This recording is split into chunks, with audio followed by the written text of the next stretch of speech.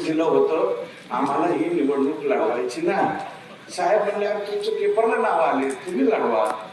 ही गंमत का करायची होती? कारण त्यांची सगळ्यांची एकी राहिली पाहिजे म्हणून मी ती गंमत केली होती. दुसऱ्या दिवशी 9च्या 9 जाऊन म्हणले ही निवडणूक आम्ही लढवू शकत नाही, ही निवडणूक तुम्हाला लढवाय.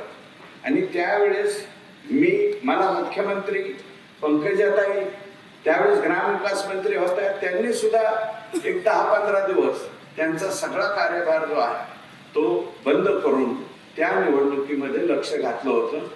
आणि सगळ्यांनी, सर्व नेते मंडळींनी जे म्हणून, आता जे माझ्या विरोधात होते ते तर विरोधातच काम करणार नाही, त्यांना मी दोष देऊ शकत नाही, कारण त्यांचा पक्षाचा उमेदवार होता. एक तर मूळ पक्षाचा जो उमेदवार होता त्यांनीच विड्रॉल केले.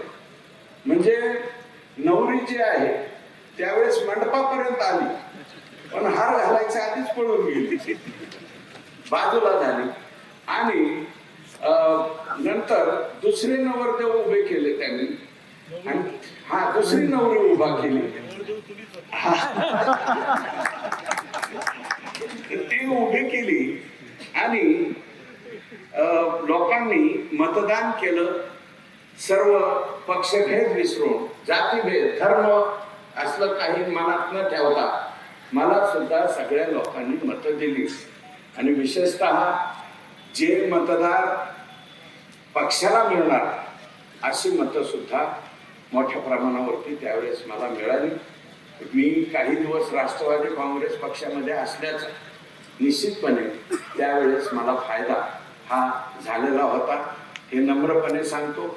आणि यावेळेस मुख्यमंत्र्यांनी उमेदवार देत असताना एक अत्यंत सर्वांना बरोबर घेऊन चालणारा, सगळ्यांच्या मध्ये मिसळणारा, ज्यांनी 3 टर्म आमदारकी स्वतः ते लढलेले आहे, आमदार म्हणून राहिले, 1 टर्म विलासराव देशमुख साहेबांच्या मंत्रिमंडळामध्ये मला वाटतं राज्यमंत्री म्हणून सुद्धा साहेबांनी 5 वर्ष त्या ठिकाणी काम केलेले. आता या स्टेजवरती राज्यमंत्री म्हणून काम केलेले आम्ही 4 लोक आहोत. आमच्या बसवराजी राज्यमंत्री पदाच्या बाबतीत सिनियर आहे आमच्या सगळ्यांना. नंतर बदाम आबा सिनियर आहे, मला वाटतं आबा सिनियर असतील, कारण ते 95च्या नंतर त्या कालावधीमध्ये 4.5 वर्ष, नंतर 99ला बसवराज होते, नंतर प्रकाशदादा झाले, आणि नंतर मी सुद्धा 1.5 वर्षासाठी राज्यमंत्री त्यावेळेस राहिलो. त्या 1.5 वर्ष राज्यमंत्री मताचा सुद्धा मला निश्चितपणे फायदा झाला.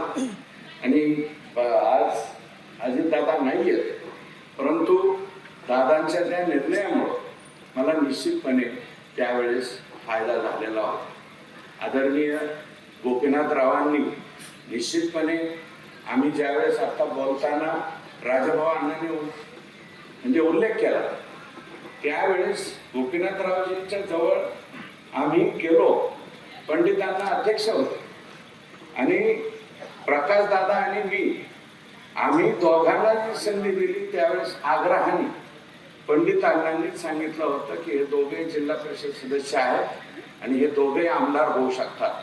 99ला त्यावेळेस प्रकाशदादांची जागा सुटलेली होती, दादांचं म्हणजे इझी गोळींग झालं होतं तिकिटाचं, आमचं तिकिटाचं शेवटपर्यंत रांगडं चाललं, आणि भाजपचा सगळ्यात शेवटी डिक्लेअर झालेला उमेदवार मी होतो.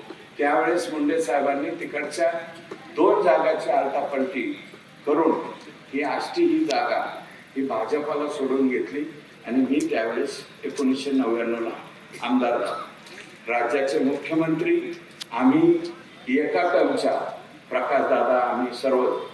आता बसवराजी काय आहे की नवीन पिढीतले काही आमदार बघितल्याच्या नंतर त्यांचे